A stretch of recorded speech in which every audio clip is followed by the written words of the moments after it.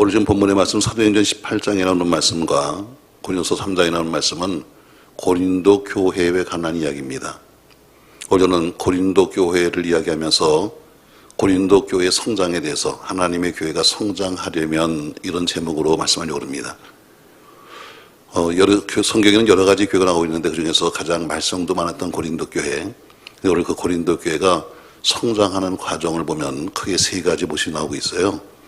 또 이것은 고린도 교회의 이야기지만 그러나 지금도 말하면 우리 현실적인 우리들의 교회들의 이야기와 마찬가지입니다. 자, 그러면 오늘 하나님의 교회가 성장하려면 어떻게 될까? 고린도 교회를 비춰보니까 이 고린도 교회는 오늘 사도행전 18장에 보니까 1절에 그 후에 바울이 아덴을 떠나 이렇게 말합니다.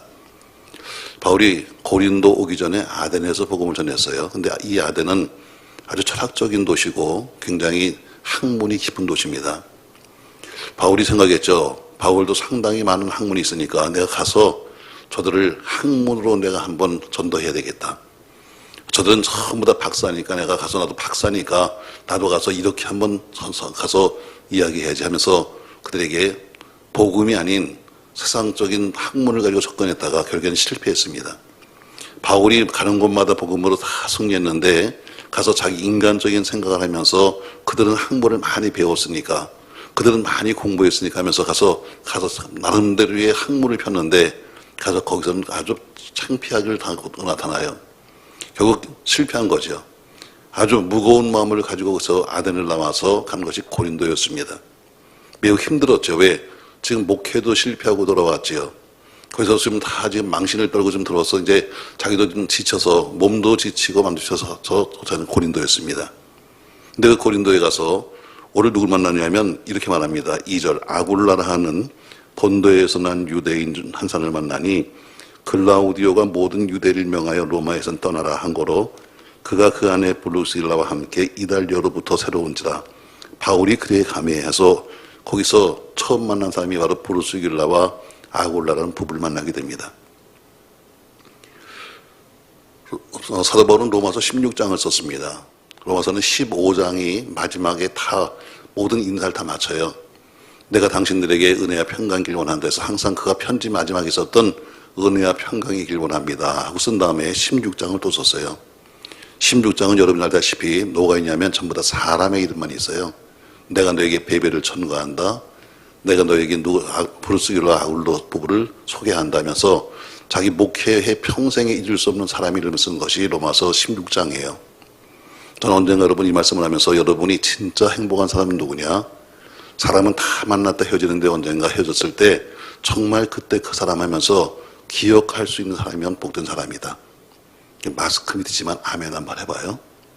사람은 떠나면 어때요? 사람은 뭐 추억이 여러 가지가 있는데 그래도 사도 바울이 그렇게 많은 목회를 하면서도 마지막에 기억하는 사람들을 쭉 쓰면서 이 사람은 그때 참 이 사람 때문에 행복했다.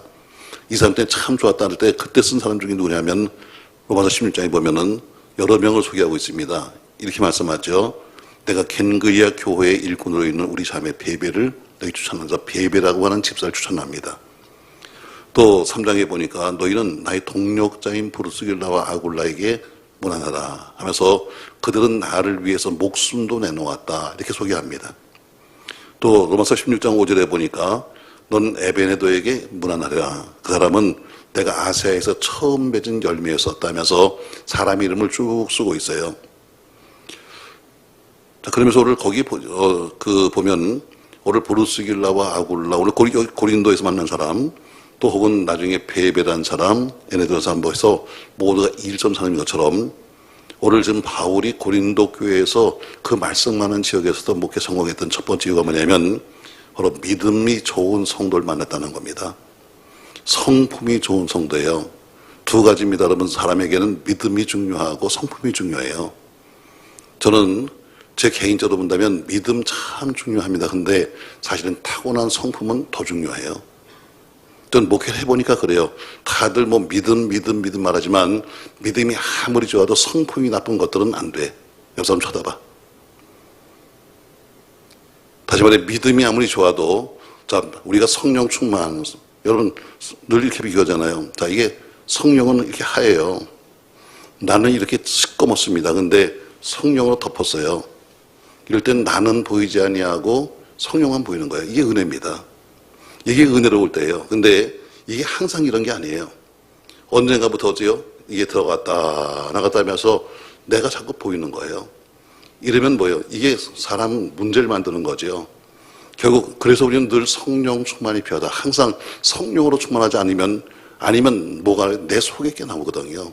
내 속에 뭐예요? 내 성품이 나오는 거예요. 자, 이런 말들이죠. 예수를 믿어도 은혜를 받아도 피는 안 바뀐다 그러잖아요. 은혜는 받아도 성격을 바꾸기 쉽지 않아요.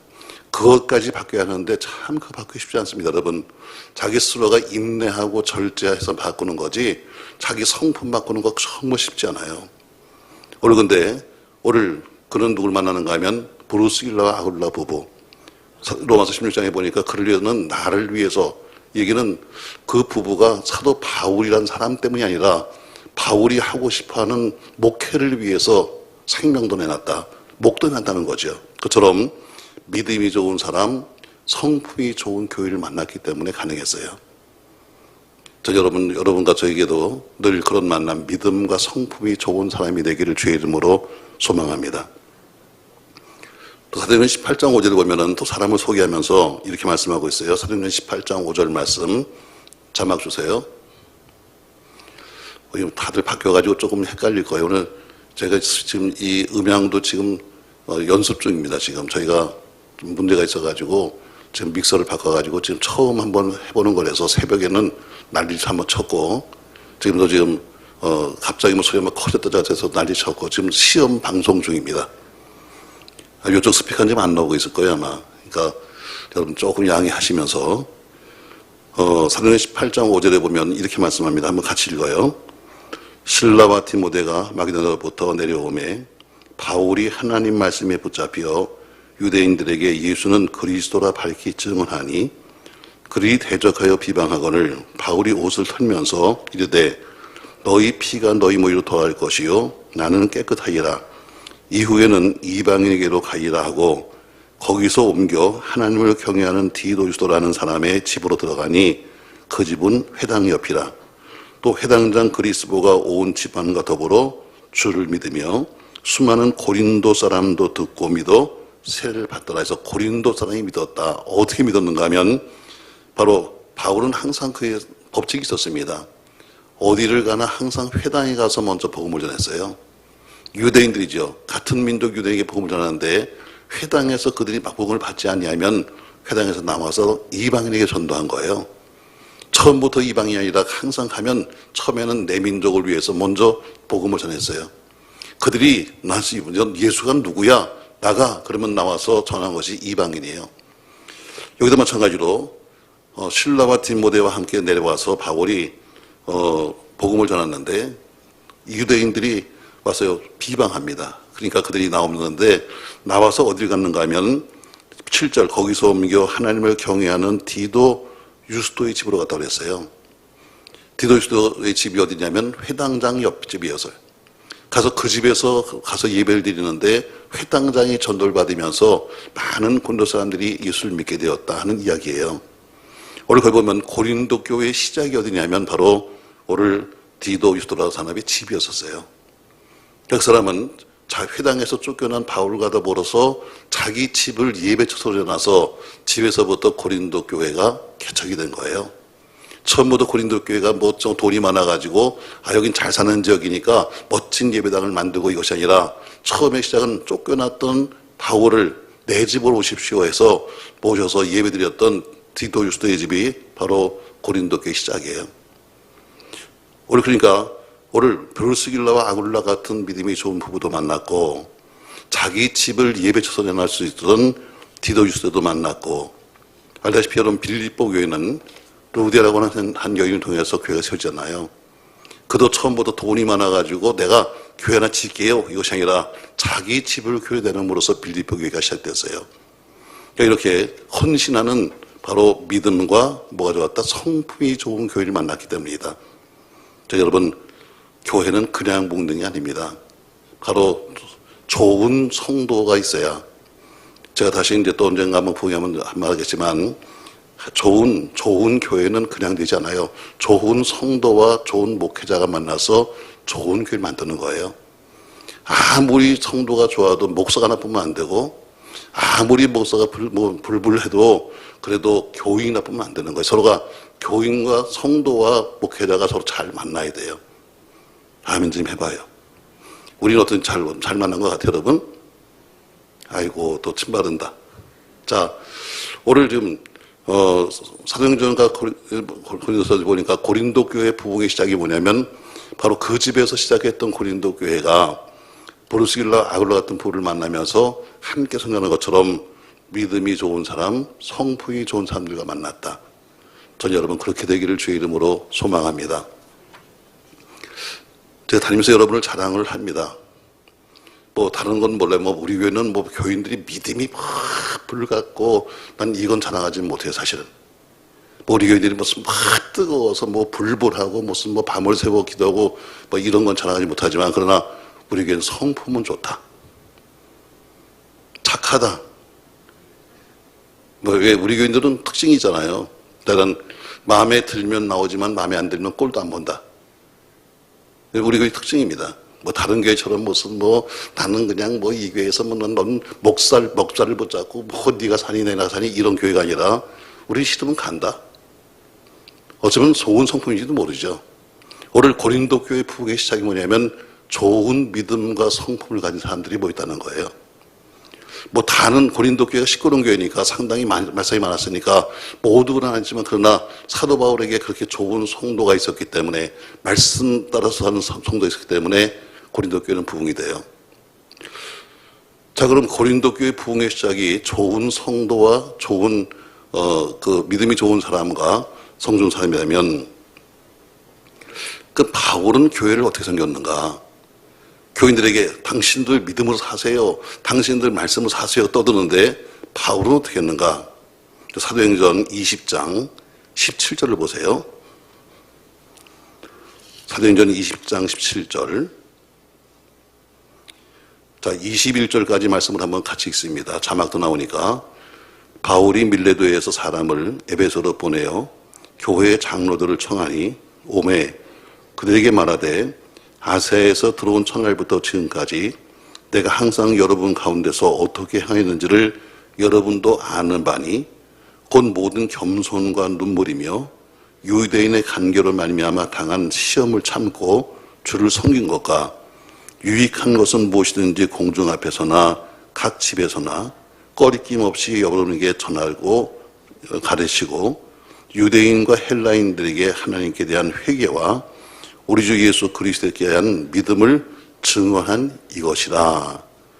오늘 교인들만 좋은 것이 아니라 바울이 교회를 어떻게 섬겼는가 하면 19절에 보니까 모든 겸손과 눈물로 섬겼다.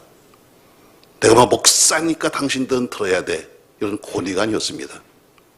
여러분 바울처럼 능력 많은 분이 있었습니까? 여러분 성경에 나온 사람 중에 예수님 다음엔 역시 바울이죠.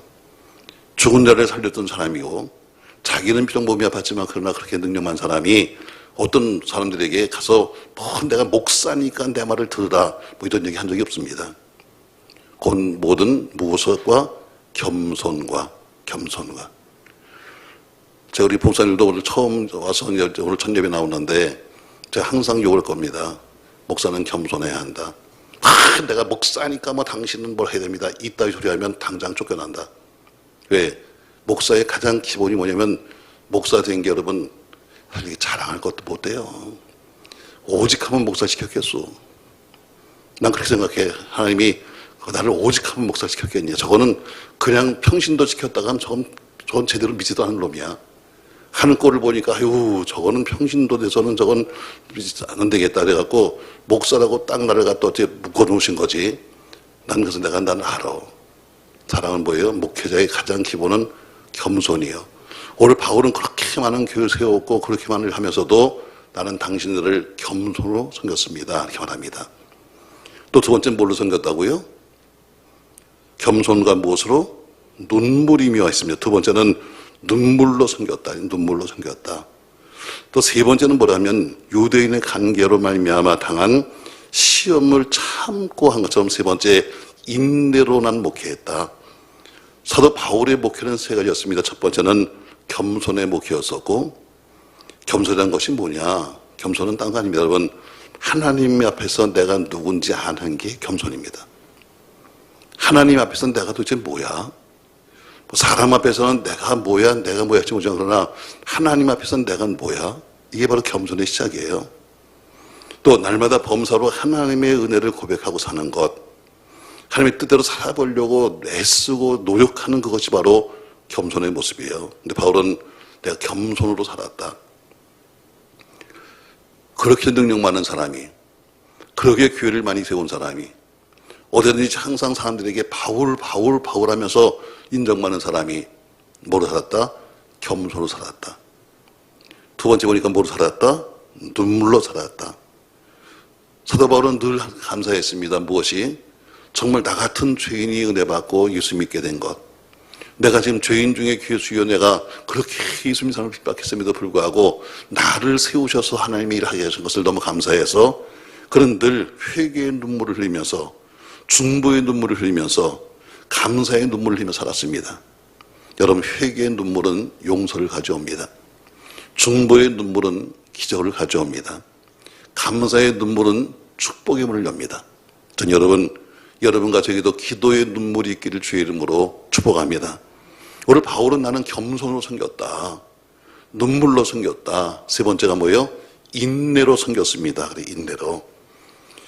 인내가 뭐니까 여러분 바로 앞에 오니까 19절 말씀에서 시험을 참고 한 것처럼 난 시험을 참았다.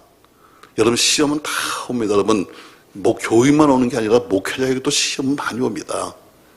다 시험은 오지만 그러나 뭐요? 참는 자만 마지막 승자가 되는 거지 못 참으면 끝나는 겁니다. 아무리 자기가 지금까지 잘해왔어도 여러분, 운동 경기는 마지막입니다. 마지막까지 뛰어야 되는 거지 아무리 처음에 1등을 뛰다가도 중간에 포기해버리면 끝나는 겁니다. 아무리 1등으로 달려가도 맨 마지막에 돌뿌리에 걸려서 넘어지면 끝나는 겁니다. 마지막까지 가야 합니다. 여러분, 마지막까지 가십시다. 할렐루야.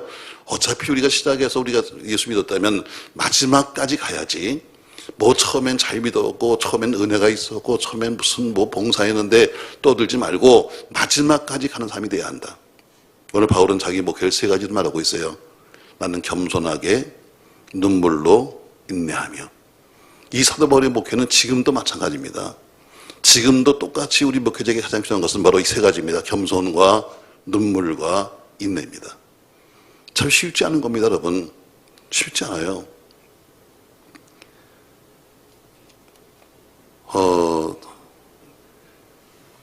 저기 이제 들어다 포스터에 보면은 이번 27일 날인가 무슨 저한테 상을 준다고 그래요. 17인가. 국민일보하고선 있어 상 준다고 그러다 제가 그랬어요. 내가 무슨 목회를 크게 한 것도 아니고 저는 성교교라고 하는 간판을 달고 내가 참 물리쳤다. 개척해가지고 그런 후에 장로교 그 넘어서기 힘든 산을 갖다 향해서 정말 몸치고 왔습니다. 그걸 인정한다네. 그렇다고 상을 준다고 우리 국민일보 사회에서 하고 옛날 같으면 제가 안 받았을 겁니다. 근데 이제 지금은 이제 거의 목회 이제 마지막으로 가고 있으니까 예의하고 받았어요. 왜? 과거에도 우리 성교대학교에서도 그 박사학위를 주겠다고 그랬어요. 전 원래 공부 잘 못하잖아. 내가 여러분도 알잖아. 영어를 딱 2개밖에 모르니까 I'm a boy, you're a girl. 자, 저는 박사가 되려면 적어도 목사가 박사가 되려면 정말 목회를 접고 정말 공부해서 한 6년, 7년, 8년, 10년 공부해야 박사가 되는 거예요. 그렇게 대충 무슨 목회하면서 한 번 미국 갔다 오고 박사 되고 이거 다 가짜들이야. 내가 항상 그렇게 말했기 때문에 우리 장로님은 아실 거예요. 학위를 준다는데도 제가 거부했어요. 난 안 받겠다. 왜? 내가 박사에 대해서 그렇게 말했고 두 번째는 뭐냐면 내가 그 나이에 명예박사를 받으면 내가 얼마나 교만할까. 그렇지 않아도 교만한 사람이 내가 만약에 그걸 머리에 뒤집어 쓰고 다니면 얼마나 교만할까 해서 제가 수업을 안 받겠다. 돈을 내려면 내가 우리 교회에서 돈을 학교에다 줄 수 있지만 그러나 박사학위는 안 받겠다 해서 저만 안 받았어요. 남들은 다 받는데. 제가 그 목적 이윤 당관입니다. 여러분 혹시라도 내가 그것 때문에 혹시나 내가 더 교만해지면 어떡하나. 지금도 교만한데 내가 스스로 알거든요. 지금도 교만을 떠고 다니는데 만약에 그렇게 되면 또 어떻게 될까? 사실 겸손이 무너질 것 같아서 겸손하지도 못하지만 목회자에게 가장 중요한 것은 담임 목사든 부목사든 부흥강사든 뭐든 간에 가장 시작이 겸손이다. 오늘 여러분 꼭 명심하셔야 돼요. 여러분은 좋은 성도가 되십시오. 믿음이 좋고 성품이 좋은 사람이 되십시오. 그러나 우리 목사들은 겸손과 눈물과 인내하는 목사가 되어야 합니다. 오늘 바울이 지금 목회하는 방법이 그거 있었어요. 또 한 가지 있다면 5절 말씀이 이렇게 말씀하죠. 자, 5절 말씀 보시죠. 사도행전 18장 5절입니다. 같이 읽습니다. 실라와 디모데가 마게도냐로부터 내려오매 바울이 하나님 말씀에 붙잡혀 있습니다. 오늘 바울은 목회는 어떻게 했냐면 바울은 하나님 말씀에 붙잡혔다. 오직 말씀이었다. 오직 말씀. 그래서 바울이 말씀에 붙잡힌 바 되었다고 말한 것처럼 한 목사는 하나님 말씀에 붙잡힌 자가 되어야 합니다. 뭐 놀러 가고 무슨 뭐 밥 먹으러 다니고 이따위저따 하지 말고 하나님 말씀에 붙잡힌 자가 되어야 한다. 오늘 바울이 교회를 섬기는 방법은 뭐예요? 고린도 교회에서 모든 교회에서 똑같이 말하기를 겸손과 눈물이며 그리고 인내며 말씀에 붙잡혔다 이렇게 말합니다. 여러분들은 목회자 기도할 때마다 꼭 이걸 기도해 주셔야 합니다. 우리 목사님이 말씀에 붙잡혀 살도록. 세상에 빠져 살지 말고 놀러 다니며 살지 말고 밥 먹으러 다니면서 살지 말고 친구 만나러 돌아다니지 말고 그냥 말씀에 붙잡혀 살수록 기도해 주셔야 합니다. 왜? 이게 쉬운 건 아니에요. 항상 그렇게 살아야지 하지만 유혹도 많아. 목사도 유혹이 많습니다. 무슨 세상 유혹보다는 어때요? 목사끼리의 유혹입니다. 목사끼리의. 목사도 노르러 가는 거 좋아해요. 목사도 먹으러 가는 거 좋아합니다. 목사도 공짜 좋아합니다. 제가 여러분들에게 무슨 뭐 생일이 되고 무슨 때가 되면 과거에 여전도 남녀에서 다 저한테 뭘 갖다 줬어요. 저는 안 받잖아. 왜? 이제는 정을 좀 끊으려고. 왜? 그냥 줄 때마다 받아 먹으니까 목사가 야 이거 안 되겠다. 이제는 이만큼 대접받고 살았으면 내가 갚을 생각을 해야지. 목사님들 생일 때 되면 무슨 교인들이 전부 다 무슨 황제 섬기는 거 모양 선물 떠가서 또 그런 교회도 있어요. 상 차려놓고 자 오세요 그러면 어때요? 갖다 놓고 무슨 백일상 차려준 것처럼 찾는 그거 안 좋은 거야. 목사는 그 짓 하는 거 아니야. 그걸 자랑스럽게 목사가 난 한갑이니까 무슨 잔치를 베풀고 칠순이니까 잔치됐는데 교인들이 뭘 갖고 오고 이거 안 돼 여러분. 목사는 오로지 딱 한 가지예요. 말씀에 붙잡혀야 한다. 그것만이 목사가 사는 길이고 그것만이 목사로서의 삶을 유지할 수 있는 길이에요.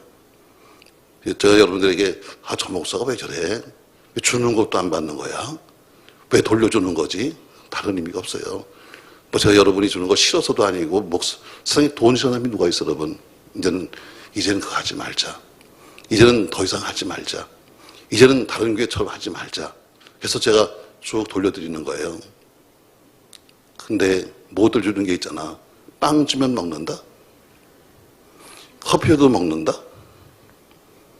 자, 오늘 지금 고린도 교회를 바라보면서 지금 고린도 교회 부흥의 원인이 뭐냐면 좋은 성도가 있었다. 믿음도 좋았고 성품도 좋았다. 두 번째, 그러나 성도들이 아무리 좋다할지라도 목사도 마찬가지다. 바울은 교회를 섬기는데 스스로 겸손과 눈물과 인내로 그리고 말씀에 붙잡혀 있었다. 아멘.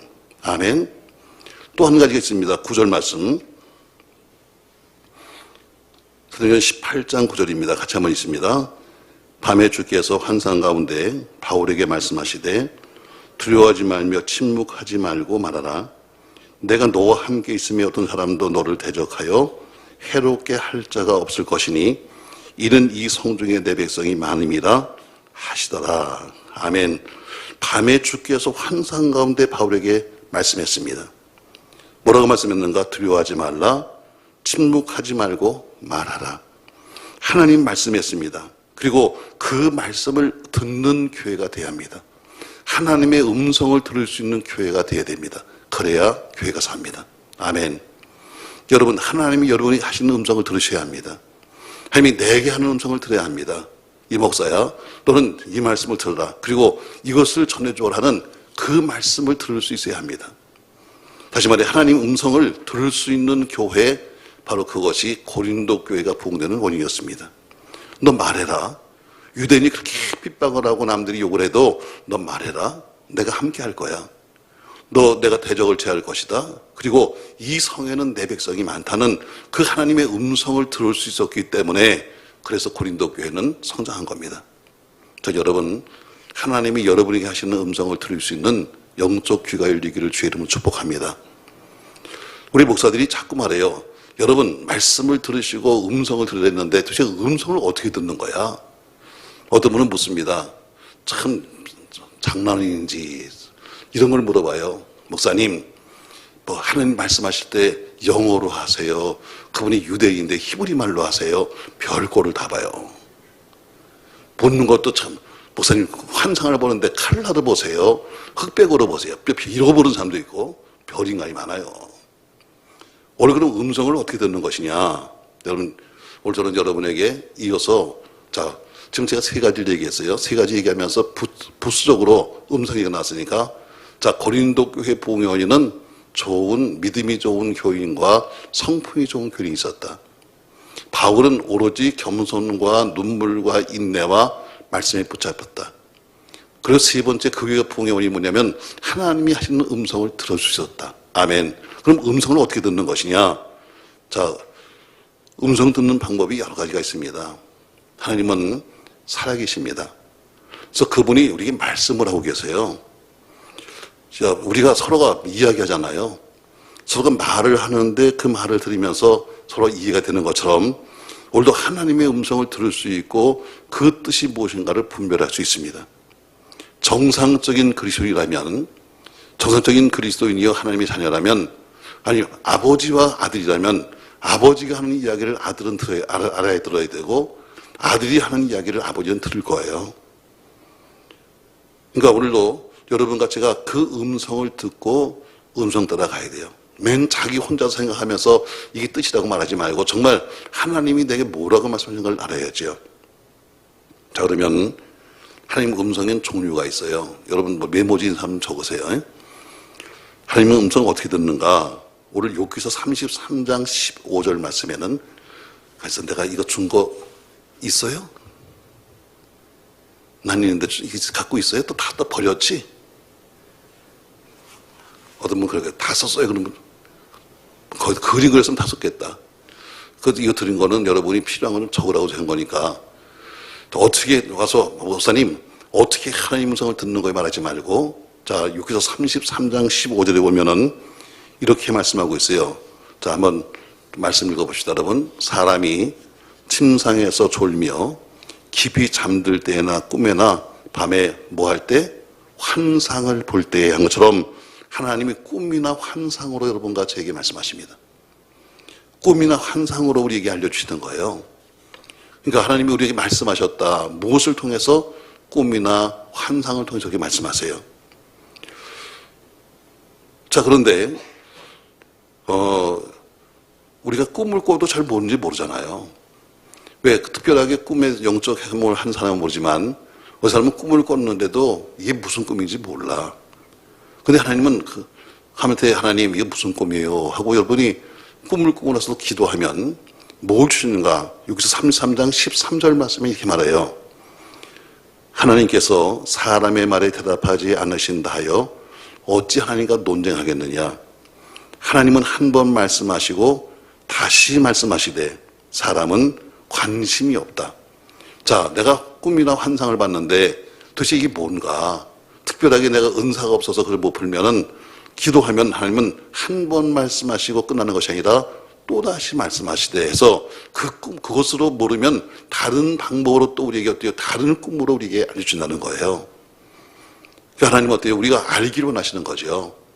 하나님이 이런 꿈을 주셨는데 이 꿈이 환상이 뭔지 모르면 하나님 이게 뭐지요? 하고 기도하면 하나님이 알 수 있는 다른 방법으로 또 알려주신다는 거죠.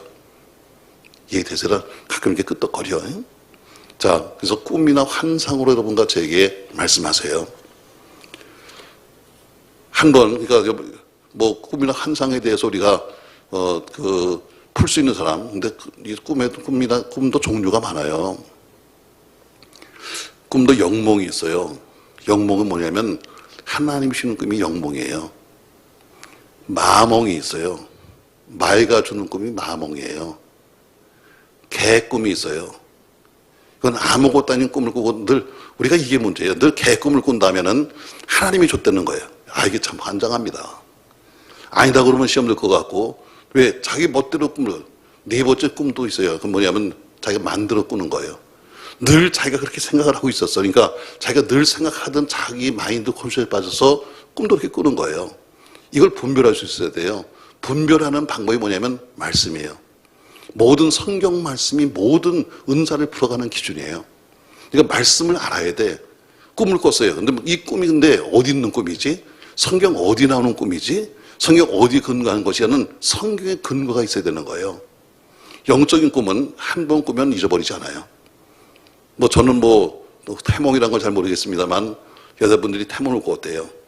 태몽은 오래간다면요, 잊어버리지 않는다면요. 그래 안 그래요? 처녀는 그래 가만히 있는 거예요. 처녀가 또 이러면 이상해지니까. 네. 자, 그것처럼 정확하게 성경적이고 정확하게 기도하는 꿈을 가려서 이건 영적 꿈이다 이렇게 말해요. 영몽이다. 마귀가 주는 꿈은 어때요? 그냥 혼란하고 지금 앞뒤가 맞지 않아요. 뭔가 지금 하나님이 주는 꿈 같기는 한데 앞뒤가 맞지 않아. 이건 마귀가 주는 꿈이에요. 혼란하게 만드는 거예요. 개꿈은 이건 아주 개꿈이고 자기가 만들 꾸는 꿈도 있다고 그랬잖아요. 이것을 분별하려면 어때요? 기본이 말씀이다. 두 번째로 하시는 방법이 있어요. 그러면 음성이에요. 음성. 자, 어린 사무엘에게 음성이 들립니다. 사무엘아, 사무엘아. 뭔지는 몰라요. 왜? 한 번도 못 들어봤으니까. 또 사무엘아 부르는데 혹시 우리 그 목사님 불렀나? 해갖고 가서 묻잖아요. 그랬더니 아니야. 네가 그거 부르면 대답해라. 사무엘아 부르니까 예 말씀하셨어요. 종이 듣겠습니다. 하는 것처럼 오늘 사무엘은 어릴 때부터 하나님의 음성을 들었어요. 사울이 그리스도를 그렇게 핍박하다가 담에 있어서 예수 만난 다음에 묻습니다. 당신 누구십니까? 했더니 나는 내가 핍박하는 예수다 하고 말씀하시는 것처럼 음성으로 말씀하세요. 사울이 그 음성을 듣고 거꾸로 져서 180도 바뀐 사도가 되었잖아요. 두 번째가 음성이에요. 그분이 어때요? 우리 마음속에 대고 음성으로 말씀하세요. 때는 여러분의 마음속에 혹은 여러분의 귀 속에 대고 말씀하세요. 근데 어떤 사람은 그래요. 어떤 사람은 매일 듣는데 매일. 여러분 매일 듣는 거는 속살거리는 영이에요. 속살거리는 영.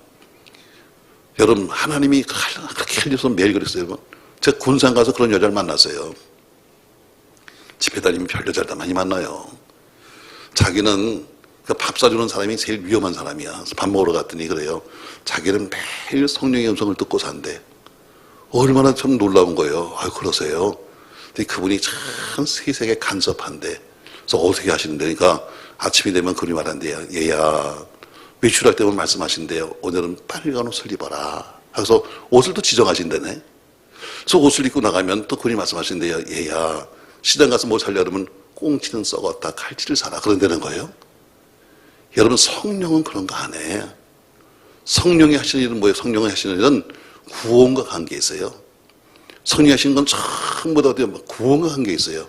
그건 뭐냐면 속살거리는 영. 성경에 보면 속살거리는 영이 여러분과 저희 귀에 와서 속살거리면서 어때요? 자꾸 얘기를 하는 거예요. 그걸 들으면 여러분 어때요? 안 되는 거예요.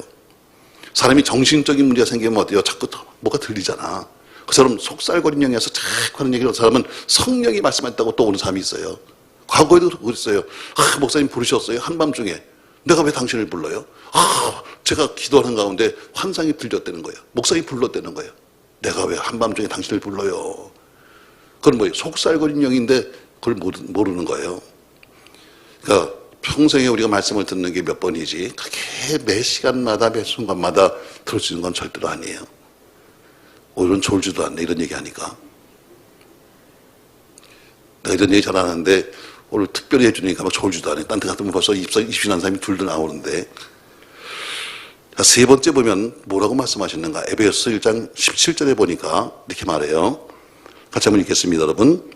우리 주 예수 그리스도의 하나님 영광의 아버지께서 지혜와 계시의 영을 내게 주사 하나님을 알게 하시고 너희 마음의 눈을 밝히사 그의 부르심의 소망이 무엇이며 성도 안에서 그 기업의 영광이 풍성이 무엇이며 이렇게 말합니다. 하나님이 지혜와 계시의 영을 내게 주신다처럼 세 번째 지혜와 계시로 말씀하세요. 지혜와 계시로. 그분이 우리에게 번떡거리는 지혜를 주십니다. 전혀 생각 못했었는데 어느 날 갑자기 순식간에 떠오르는 갑자기 지혜가 나타나요. 이건 지금까지 생각도 안 해본 거야. 이런 건 한 번도 내가 생각도 안 해봤어. 이런 건 한 번도 내가 언젠가 뭐 이런 꿈도 안 꿔봤는데 어때요? 갑자기 내 머릿속에 뭔가 순간적으로 탁 떠오르는 지혜가 생겨요. 이게 뭐냐면 이것도 하나님이 주신 응답이에요. 전 여러분 그런 지혜가 있기 바랍니다. 갑자기 전혀 사업도 이런 해본 사업은 생각해 본 적이 없어. 근데 어느 날 갑자기 이게 탁 떠오르는 거예요. 어떤 교인이 전화가 왔어요. 제가 부산에서 봉연하는데 우리 교인 중에 한 분이 전화 왔어요. 목사님 새벽이에요. 새벽 예배 끝나고 말이죠. 눈을 부셨는데 놀래가지고 전화 받았더니 그분이에요. 목사님 제가 있잖아요. 지금 제가 상가를 하나 기획하려고 하는데 살까요 말까요? 그걸 내가 뭐 어떻게 알아 자다 말고. 내가 그분이 하시는 일에 대해서 내가 내용도 잘 모르는데 뭘 한다는 건 알지만 그러나 내가 그걸 사업도 모르는데 내가 어떻게 알아. 근데 언뜻 제 마음이 들었어요. 하세요. 예, 가서 하세요. 그분은 그걸 시작했어요. 그리고 제가 오랫동안 기도했어요. 하나님, 제가 옛날에는 그렇게 부러웠던 게 뭐냐면요. 다른 교회를 보니까 맨날 등록하는 사람들 보니까 등록하고 그다음에 교회 벌써 나온 게 검은사. 우린 개척해서 등록한 사람이 전부 다 최고 높은 사람이 대리. 근데 이 평강교회는 등록한 사람마다 검사, 사장, 변호사. 우린 제일 높은 사람이 대리. 아, 하나님 왜 이러시는 거예요? 또 이게 동네가 좁으니까 말이죠. 다 또 소문이 납니다. 아유, 어느 교회는 세상에 지휘자가 검사님이래. 어떤 교회는 지휘자가 뭐 판사님이래 이러는데 우리 교회는 판사는 무슨 판사야. 한 명도 그런 검사에. 그래서 기도했어요. 하나님, 우리도 부자 좀 보내주세요. 나는 왜 미운털이 박혔나요? 왜 우린 부자가 하나요? 근데 아무리 기도해도 등록하다 보면 또 대리, 계장, 선생, 거기 다요. 그래서 내가 생각을 바꿨어요. 하나님, 부자를 보내달라고 안 하고 제가 부자를 만들겠습니다. 그게 더 빠르겠습니다. 부자를 만들겠습니다. 하고 부자 만들기를 작정하고 기도했어요. 그리고 그나서 그분을 통해서 제가 부자를 봤어요. 우리 게 처음 올 때 연매출 15억. 근데 꼭 10년 만에 연매출 1,500억. 간단하더라고. 부자 만드는 거예요. 부자는 믿음으로 만들어가는 거예요. 여러분 부자 맡읍시다. 여러분 믿음으로 만들어가는 거야. 부자가 오기를 아무리 기도해도 안 오니까 어때요? 만드는 게 빠르겠다. 믿음으로 부자를 만들자. 그 다음 제가 특별 교육을 하는 거예요. 집사님 헌금 좀 해. 헌금을 해요? 네. 막 뺏기는 것 같지. 왜? 여러분 정말 여러분이 기도하시면요. 부흥회 때나 언제나 어떨 때는 성령이 요구하시는 금액도 나와. 얼마 헌금해. 집사님 얼마 헌금해. 아이고 제가 해. 그래서 부자를 만들었어요. 때로는 제게 주시는 그런 어떤 환상 같은 것, 어떤 음성 같은 게 들리잖아요. 번뜩인 지혜, 바로 이게 필요해요. 여러분 그런 지혜가 있기 바랍니다. 사부하신 분에게 특별히 이게 필요한 거예요. 번뜩 끼는 지혜. 전혀 꿈도 안 꿨는데 갑자기 기억나는 어떤 사람, 갑자기 생각나는 어떤 아이템 해서 번뜩이는 지혜. 오늘 지혜와 계시의 영을 주셔서 어떻게 말하잖아요. 또 네 번째 또 어떻게 말씀하시는가. 그분이 로마서 9장 2절에 보니까 이렇게 말합니다. 내 양심이 성령 안에서 나로 더불어 증거하노니 이렇게 말합니다. 네 번째 양심을 통해서 여러분과 저에게 말합니다. 하나님이 여러분과 저에게 양심을 통해서 말하는 거예요. 양심을 통해서. 자, 우리 영혼과 양심은 직결되어 있습니다. 그러니까 하나님이 양심을 통해서 하나님께서 어때요? 우리에게 음성을 주시는 거예요. 너 안 돼. 여러분이 때로는 물어요. 하나님, 목사님, 이게 하나님 뜻이에요? 아니에요? 물어봐요. 아주 간단해요. 내가 지금 이 일을 하려고 그러는데 양심이 괴롭고 꺼리끼고 불안하면 하나님이 하지 말라는 거예요. 내가 지금 뭔가 지금 하려고 그러는데 이것이 지금 뭔가 마음에 꺼림직하고 불안하고 내 양심에 걸리면 하지 마라. 이건 하지 말라는 이야기예요. 그러나 어떤 문제를 놓고 기도하는데 갑자기 마음도 편하고 확신도 오고 믿음이 오면 하나님이 허락하신 거예요. 그렇게 판단하는 거예요. 결국 이렇게 양심을 통해서 말씀입니다. 이거 하면 안 돼 하고 내 양심에 가책을 주어서 너 이거 나쁜 거잖아 하면 안 돼 하면서 그리 말씀하세요. 다섯 번째는 말씀으로 들려와요. 그 말씀이 어때요? 성경을 통해서도 들려오고 때로는 여러분이 성경을 읽다가 지금까지 늘 읽던 말씀인데 마음에 탁 와서 부닥쳐요. 때로는 기도하다가 머리에 떠올라요. 제가 언젠가 또 여러분에게 설명하겠습니다만 우리가 방언 기도하게 되면 방언은 뭐라고 그래요? 성경이 이렇게 말하잖아요. 방언하면 너희의 입술의 기도는 응답받지 못하고 마음의 기도가 응답받는다. 이렇게 말하는 것처럼 방언을 하게 되면 우리 방언은 어때요? 내 마음 속에서 성령이 하시는 기도거든요. 내가 늘 입으로 하나님 아버지 난 이렇게 하고 싶어요. 이렇게 해주세요 했던 이건 응답받지 못하지만 내 마음 속에 내 영이 하는 기도를 응답받는 게 방언이거든요. 근데 그것처럼 기도하다가도 갑자기 떠오르는 성경 구절이 나타나요. 늘 읽었던 말씀인데 어느 날 갑자기 그 말씀이 떠오르기도 하고 늘 읽었던 전혀 그냥 늘 읽었던 말씀인데 갑자기 말씀이 떠올라요. 때로는 찬송을 부르는데 갑자기 어느 날 생각지 않은 찬송이 떠올라요. 이게 바로 때로는 그분이 계시는 음성일 수도 있어요. 그리고 가장 흔한 것은 뭐냐면 가장 많은 것은 바로 목사님을 통해서 주시는 설교를 통해서 나타나요. 오늘 목사님이 하시는 저 말씀 속에 응답이 있다. 바로 그 속에 나타나는 거예요. 그러니까 여러분이 가장 중요한 것은 뭐예요? 여러분 말씀을 알아야 된다는 거예요. 제임스 케네디 목사는 이런 얘기를 합니다. 하나님은 내가 성경을 연구하는 것만큼 내게 말씀하신다. 하나님이 내가 성경을 연구한 것만큼 알고 있는 것만큼 내게 말씀하신다. 그러니까 성경을 많이 읽고 많이 듣고 많이 암송하는 길만이 가장 정확하게 하나님의 음성을 들을 수 있는 겁니다. 그분이 말씀했어요. 그런데 이게 도대체 성경인지 아닌지 알 수가 있어야지. 제가 목사가 되기 전에 신학교 가기 전에 마지막 제가 있던 현장이 제주도에 있는 천지연 폭포 현장에 있었어요. 여러분 들어본 적이 있겠습니다만 천지연 폭포가 공사 다 놓고 끊어져서 그 현수가 끊어져가지고 11명이 죽었어요. 제가 거기 현장 소장했었어요. 나 혼자 살았거든요.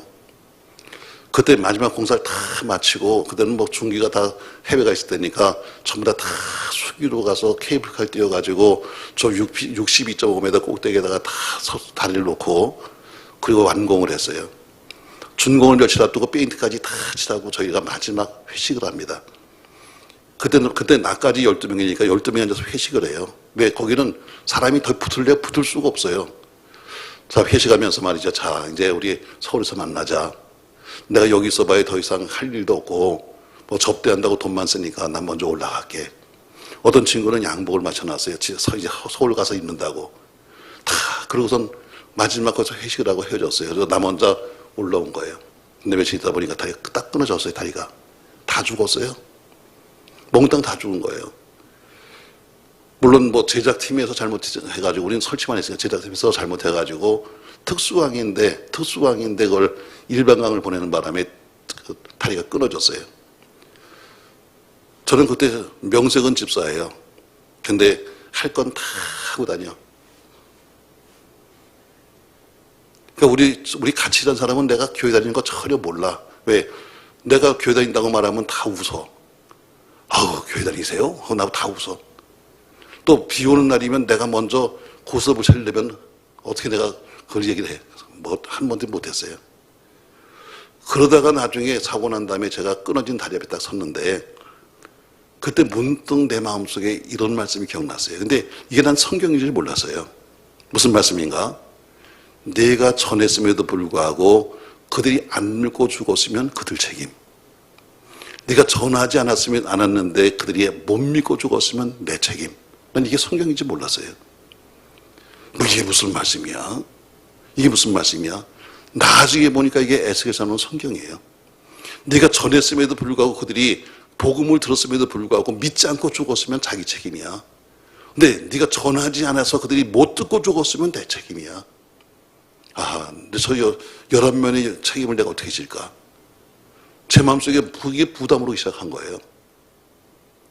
그때도 마찬가지죠. 내가 성경을 좀 알았더라면, 내가 성경을 좀 읽어봤더라면, 내가 성경이 뭔지 알았더라면, 아, 이게 무슨 뜻인가 했을 텐데, 전혀 이게 뭔지도 모르면서 그냥 마음속에 이게 무슨 뜻이지?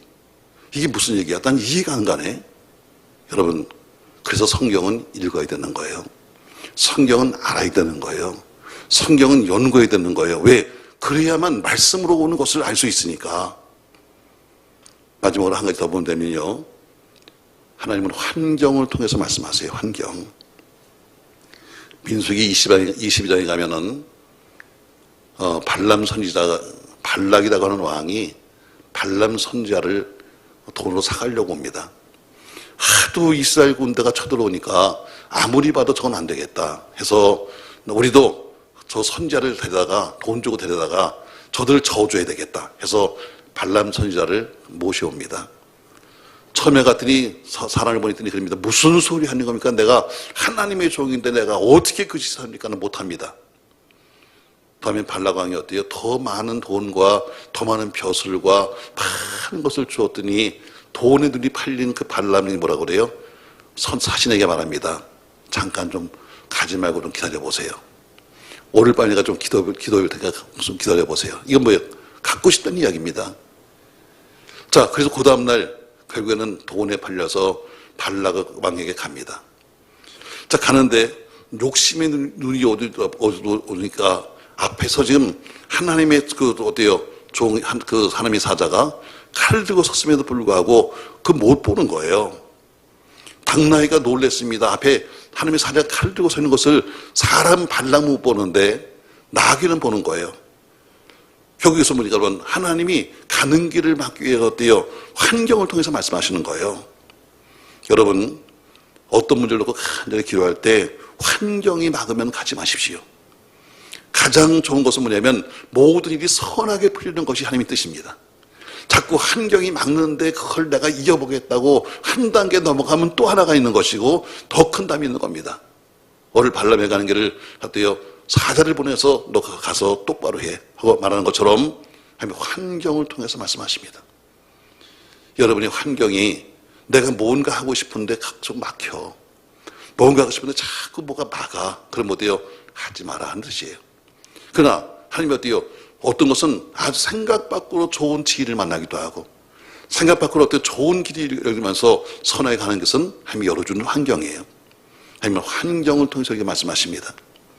또 한 가지 보면은 빌립보서 2장 13절에 보니까 말씀하기를 너희로 소원을 두고 행하게 하신다 해서 뜨거운 마음속에 소원을 갖게 하신다. 자, 여러분, 우리가 뭔가 소원이 생겼습니다. 자, 내가 이런 일을 하고 싶다 하는 소원이 생겨서 기도하기 시작했어요. 그런데 그 기도가 어때요? 계속적으로 되는 것이 아니라 하다가 어느 날 순간에 그냥 나도 잊어버리고 말았어. 마음속에 뜨거운 소원이 있었는데 어느 날 갑자기 어때요? 그냥 소원이 그냥 봄의 눈동도에서 스르르 없어져 버리면 하나님이 어때요? 그 소원 아니다 하고 알려주시는 거예요. 뭐 그 외에도 불로응답 하시는 경우도 있고 영감으로 말씀하시는 경우도 있습니다만 대부분 이런 식으로 하나님께서 말씀하십니다. 그러니까 이런 것을 들을 수 있어야 된다는 거예요.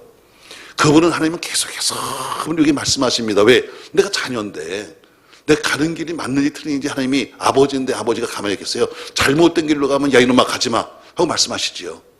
때는 꿈으로 환상으로 말씀으로 혹은 계시로 지혜로 말씀하시는데 문제는 뭐예요? 모르는 거예요.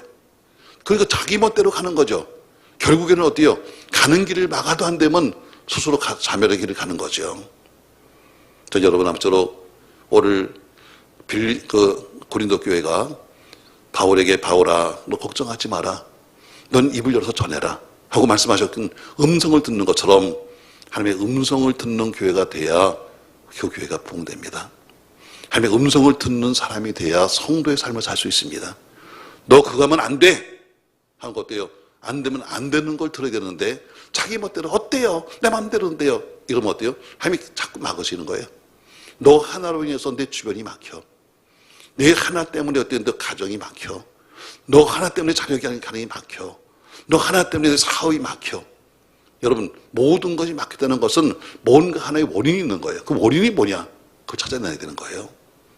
원인을 빼내면 살 수 있는 게 나오죠. 그 원인이 뭐예요? 말씀을 주시는 거예요, 우리가.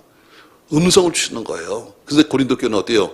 바울이 그 음성을 듣고 또 교화하지 마라. 너 말씀을 전해라. 너 그리고 내 주변에 많은 사람이 있을 거다는 그 말씀을 듣고 담대하게 말씀을 증거해서 봉되는 것처럼 전 여러분처럼 하나님의 음성을 들을 수 있는 영적 귀가 열리고 또 늘 그렇게 사모하는 마음으로 하나님 제가 어떻게 가면 좋을까요? 하고 그분께 물어가며 여러분과 저희 가는 길을 그렇게 가시기를 주님의 이름으로 축복합니다. 말씀을 정리해보죠, 여러분. 은사는 참 재밌습니다. 근데 이제 옛날 같으면 방송이 안 되고 제가 어디 가서 은사 집회를 해도요, 항상 녹화하지 마세요. 녹화하지 마세요. 방송하지 마세요. 여기서만 듣고 끝냅시다. 왜냐면 이 방송이라는 것은 앞뒤를 잘라버리면 이상하게 바뀌거든요. 사람 하나 이게 죽이는 건 별것도 아니에요. 그래서 어디 가서도 자꾸 이제 그때마다 항상 이건 녹화하지 마세요. 방송하지 마세요. 혹시 제가 여러분에게 뭘 얘기해도 절대로 녹화하지 마세요. 이렇게 얘기하는 거는 이것이 오해를 낳을 수 있기 때문에 또 이런 모르는 또 목사님이 많으니까 또 너무 이상한 얘기를 또 많이 해서 제가 잘 안 하는데 오늘 고린도 교회 얘기를 하다 보니까 나왔습니다. 자, 오늘 중심은 뭐예요? 오늘 고린도 교회 부흥은 무엇이었냐? 첫 번째, 좋은 믿음이 좋은 성도, 성품이 좋은 성도를 만났다.